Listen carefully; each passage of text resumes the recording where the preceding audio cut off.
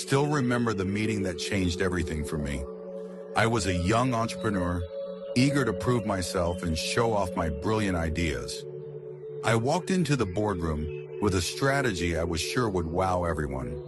As soon as the meeting started, I launched straight into my pitch, talking a mile a minute about why my plan was the best. I was confident, even a little cocky, and I hardly let anyone else get a word in edgewise. I thought that as a leader, I needed to take charge of the conversation. After all, I had the vision and the expertise. Why waste time hearing others out when I already knew the right answer? That meeting did not go as planned. In fact, it was a disaster. About 10 minutes in, I noticed the furrowed brows and crossed arms around the table. One by one, my team members started to shut down. Some exchanged skeptical glances. Others just looked away, disengaged. Finally, one of my senior colleagues interrupted and said, "I don't think you've addressed the core issue we're worried about." He then proceeded to explain a challenge our client was facing, one I had missed entirely because I never asked. In my rush to be understood, I had failed to understand what my team and our client needed. My face burned with embarrassment. That day, I felt the sting of arrogance and the pain of a missed opportunity. Walking out of that boardroom, I realized I had just learned a crucial lesson the hard way. I had been so focused on broadcasting my own ideas that I tuned out the very people I needed to reach. My approach was all wrong. I remember later that evening flipping through Stephen Covey's The 7 Habits of Highly Effective People, searching for answers to why my communication fell flat. That's when I came across Habit 5. Seek first to understand, then to be understood. It felt like Covey was speaking directly to me, holding up a mirror to my behavior. I had spent years honing my speaking skills, but no time learning how to truly listen. Covey's message hit me like a ton of bricks. He pointed out that most of us listen not with the intent to understand, but with the intent to reply. I realized I was guilty as charged. Whenever someone else spoke, I was either barely paying attention or already crafting my response in my mind. Maybe I would pretend to listen, nodding and saying, at the right moments. But my focus was on my ideas, my perspective. I filtered everything through my own experience. Covey calls this autobiographical listening.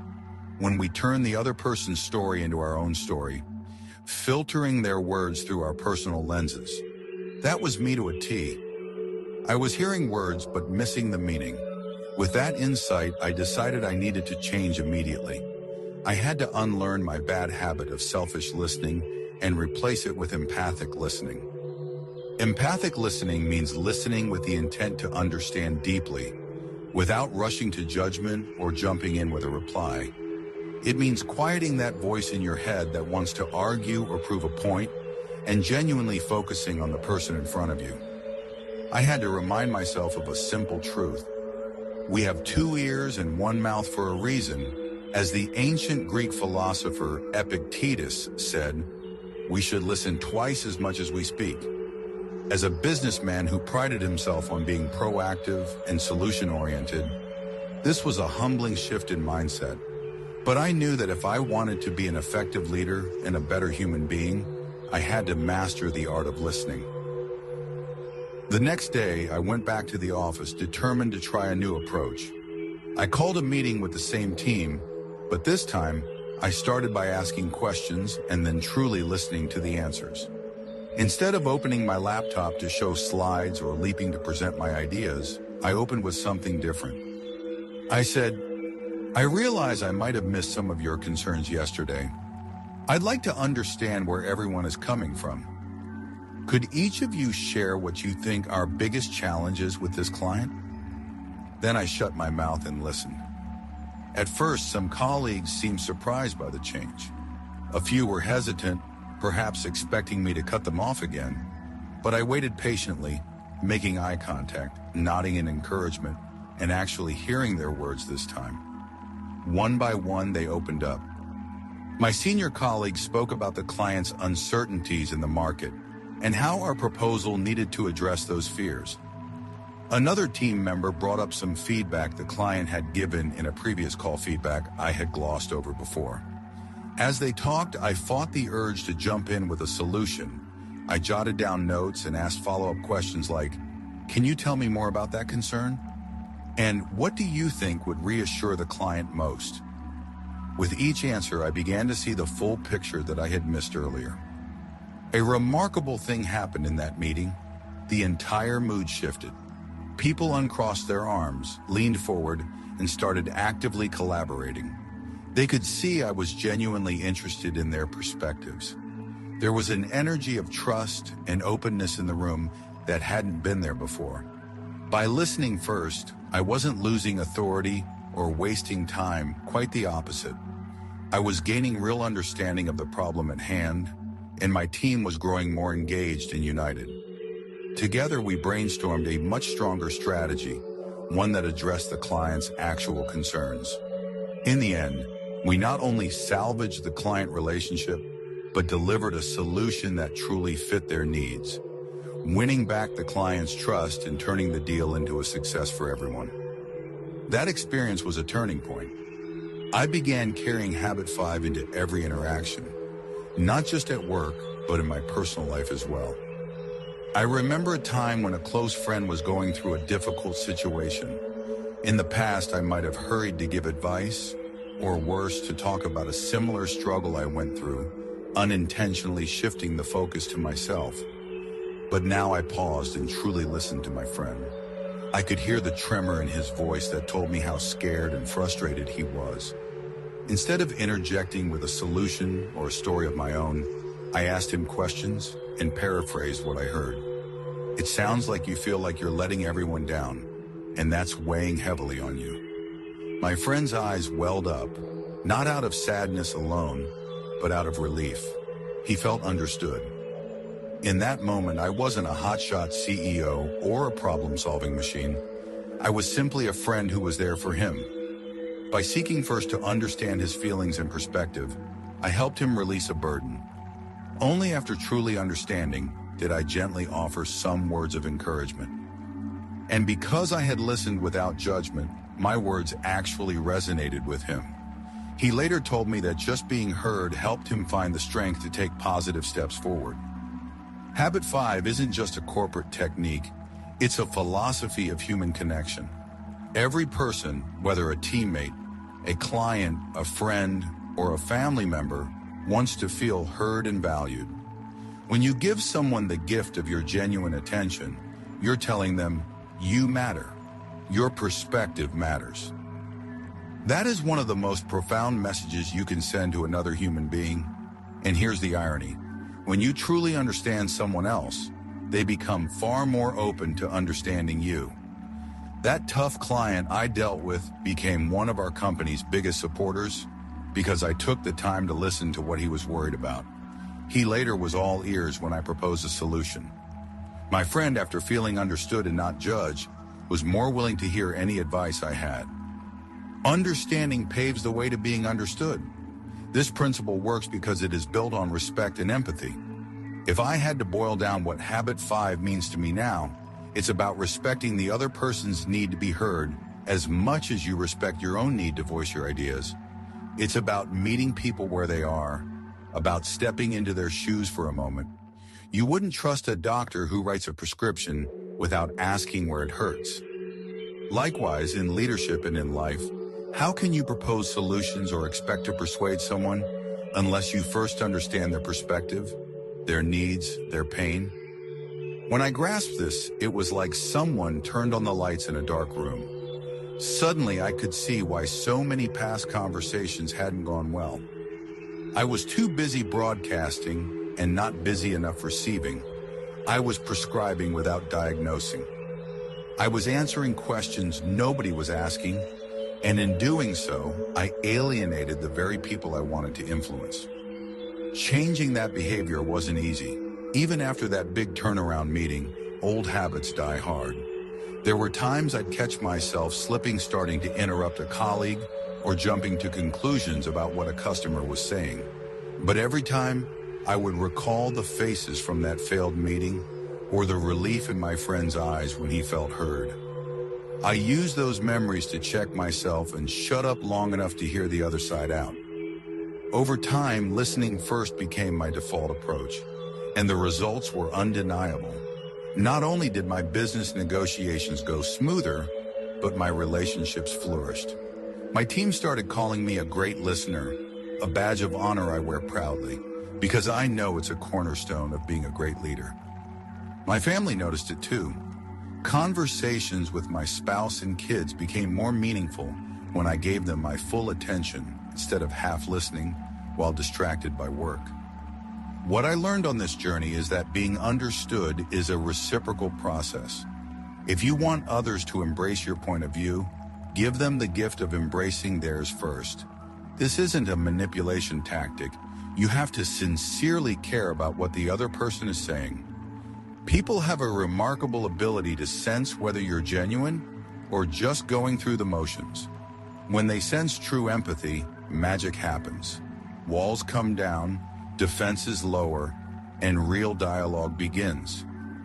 In that dialogue, you find solutions, you find connection, you build trust. I often think about the leaders and mentors I admire most. Without fail, they all have one thing in common. They make you feel heard. Whether it's a CEO who spends time on the front lines listening to employees, or a teacher who truly listens to a student's concerns, the ability to listen defines the greatest communicators. There's a quote attributed to Theodore Roosevelt. People don't care how much you know until they know how much you care. Listening is how you show you care, and by caring first, you earn the right to share what you know. Let's talk about you. Maybe you're reading this because you want to improve your leadership skills, or your relationships, or just become a better version of yourself. And maybe like me, you've realized that up until now, you've been doing a lot more talking than listening. The good news is you can start changing that today. Habit 5 is called a habit for a reason. It's a practice you can build over time, one interaction at a time. Next time you're in a conversation, catch yourself if you start formulating a reply before the other person has finished speaking. Take a breath and refocus on their words. If someone's upset, resist the urge to immediately give advice or turn the discussion toward your experience first. Just listen. Listen with your ears, but also with your eyes and your heart. Notice their body language. Notice the emotions in their tone. Ask gentle questions to clarify and show them you genuinely want to understand. When they finish, pause. You'll be amazed how people open up even more when they sense that patience and genuine interest. By making the shift, you will distinguish yourself. In a world where so many people are clamoring to be heard, you'll be the rare person who truly listens. That quality is both refreshing and disarming. It draws others to you like a magnet. In my own life, the more I listened first, the more opportunities flowed my way. Clients trusted me with bigger projects because they knew I'd take the time to understand their needs. My team started bringing me problems sooner without fear, and even my friends and family grew closer because they felt I truly cared about what they had to say. This habit has transformed my influence and my relationships.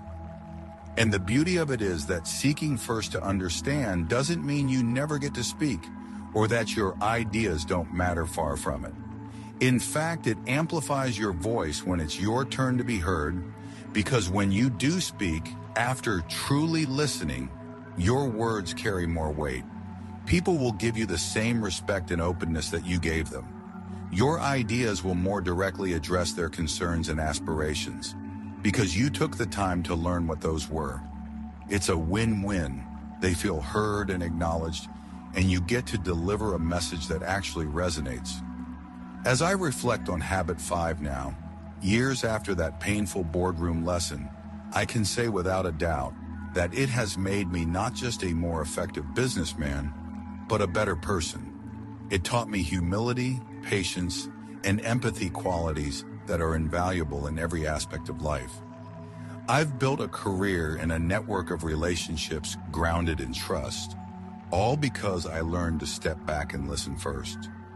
Stephen Covey himself said that if he were to summarize the single most important principle in the field of human relations, it would be exactly this: seek first to understand, then to be understood. I have found this to be true beyond a shadow of a doubt. So I challenge you to take this principle to heart. Think of the conversations you have coming up today or tomorrow with your colleagues, your spouse, your children, your friends. How will you approach them differently? Will you rush in, eager to make your point? Or will you take a moment to really listen to what the other person is saying, to what they really mean, even if it's behind the words? Trust me, that one simple choice can change the entire trajectory of an interaction. When you seek first to understand, you are planting seeds of respect, empathy, and trust. Given time, those seeds will grow into strong relationships and meaningful success. This habit has the power to elevate your leadership and enrich your personal connections. It's not always easy. Sometimes it will feel counterintuitive to hold your tongue when you're burning to respond. But remember the lesson I learned in that boardroom. Speaking without understanding is like shooting arrows in the dark. If you want to hit the target, whether that target is closing a deal, resolving a conflict, or helping someone you care about, you need to turn on the light of understanding first. Imagine what could happen if more of us lived Habit 5 each day. We'd have workplaces where employees feel valued and actually want to contribute their best ideas. We'd have families that talk openly and support each other through any crisis. We'd have friendships where misunderstandings give way to trust and true empathy. Seek first to understand is not just a piece of advice, it's a way of treating people that can ripple outward and transform our communities. I've seen the change in my own life, and it's nothing short of transformative. Now it's your turn. Are you truly listening to the people in your life, or are you just waiting for your turn to speak? What steps will you take today to practice seeking first to understand? And what impact do you think it will have on your relationships and success? The choice is yours, and the rewards for making that choice are life-changing.